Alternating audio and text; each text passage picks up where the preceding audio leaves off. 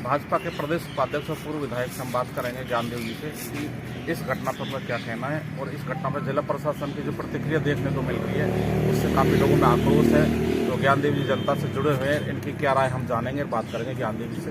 तो ज्ञानदेव जी आप ये बताइए, अलवर जिला ए पर है और यहाँ इतना बड़ा दुष्कर्म हो जाए, वो भी विमंदित बच्ची से, गूंगी बेरी बच्ची से, और उसको प्रशासन नाटक करे और नौटंकी करे, ये आश्चर्य की बात है। कांग्रेस का शासन है और निकृष्ट प्रशासन है। ऐसी घटनाएं जो भी अलवर में हुई, भटपुरा में हुआ, वहाँ एक जाटो लड़कों को लाठियों से पीट के मार दिया और कई दिनों तक घटनाक्रम चलने के बाद डॉक्टरों पर राजस्थान के स्वास्थ्य मंत्री और मुख्यमंत्री के दबाव में बाद में एक्सीडेंट दिखा दिया। भिवाड़ी के पास हरीश जाटव को मारा गया, पीट के ख़त्म किया और उस घटना में उसके पिताजी ने भी आत्महत्या कर ली। 8 दिन बाद उसको भी दुर्घटना एक्सीडेंट बता करके, और इस दुष्कर्म की घटना को भी बहुत शर्म की बात है। वैसे तो पुरानी ताजमहल फिल्म का एक गाना है, उसकी एक पंक्ति सुनाता हूँ, शर्म गैरों से हुआ करती है, अपनों से नहीं। तो हम कलेक्टर साहब के, एसपी साहब के अपने हैं, इसलिए शायद उनको शर्म नहीं है कि उन्होंने दुष्कर्म की घटना को, कुकर्म की घटना को, दुर्दांत घटना को और दुर्घटना एक्सीडेंट बता करके केस को डाइवर्ट करने का प्रयास किया है।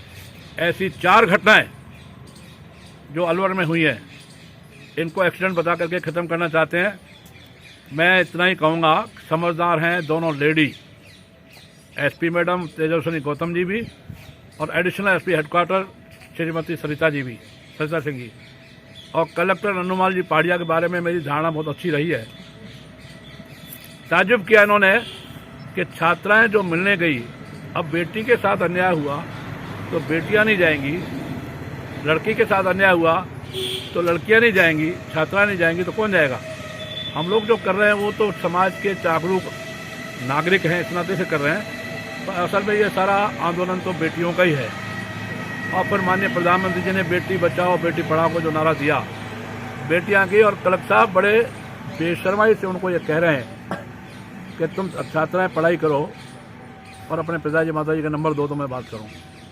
ये लोकतंत्र पर कुठाराघात है।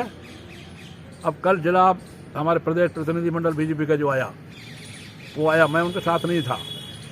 दरअसल डॉक्टर किरोड़लाल मीणा और ज्ञानदेव आहूजा ये मास लीडर हैं और हम हनुमान जी के अनुयायी भी हैं, बजरंगबली के अनुयायी भी हैं। बजरंगबली को कहा गया था सीता माता का पता करने, और वो जाकर लंका को आग लगाए।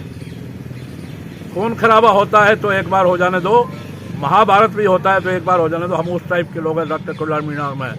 डॉक्टर साहब भी आके यहाँ गए, मैं पहले ही आया था, परंतु प्राकृतिक कारणों से मुझे वायरल हो गया 9 दिन, जुकाम, बुखार और काफ़ी, इस कारण से मैं कल आ पाया। अब इस आंदोलन को तब तक खत्म नहीं होने देंगे जब तक कांग्रेस का शासन, मैं इतना ही नहीं है, जितने महीने बकाया सरकार में है, जनता को, आम जनता को साथ लेकर के सिंहासन खाली करो। गहलोत साहब, सिंहासन खाली करो कि जनता आती है, सिंहासन खाली करो एसपी कलेक्टर साहब, ये जनता आती है। मैं इतना ही कह करके अपने शब्दों को विराम दे रहा हूँ।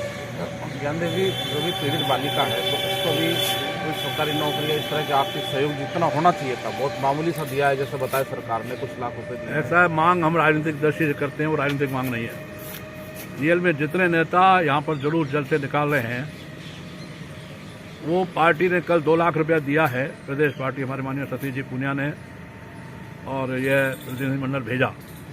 यह भी पर्याप्त नहीं है, परंतु वो दे गए हैं, ये बहुत अच्छी बात है। उनका स्वागत, पार्टी में हूँ इसलिए उन पार्टी प्रतिनिधिमंडल का स्वागत करते हुए 2 लाख रुपये दिए हैं। आज हम प्रसाद समाज के लोग, मैं हिंदुत्व के बारे में, गोरक्षा के बारे में बोलता हूँ, लेकिन कुछ प्रसाद समाज के लोग, ये सब लोग मेरे साथ हैं। हमारे कुलवंत सिंह जी हैं, हमारे हरदेव सिंह जी, और भी लोग आ रहे हैं, पूर्व प्रधान हमारे रामगढ़ के कई लोग। हम लोग कोशिश करेंगे प्रसाद समाज की ओर से ज़्यादा से ज़्यादा आर्थिक सहयोग हो। उसकी घोषणा आज इसलिए नहीं कर रहा हूँ कि मैं कल अचानक आया, हमारे प्रसाद समाज के अध्यक्ष श्री राकेश जी अरोड़ा और इन लोगों से बैठ करके डिस्कस नहीं हुआ है, लेकिन अच्छी आर्थिक मदद करेंगे, ये तो हमारी ओर से है। सरकार से ये मांग है कि उस परिवार को और कम से कम 5 बीघे से 10 बीघा जमीन अलॉट हो।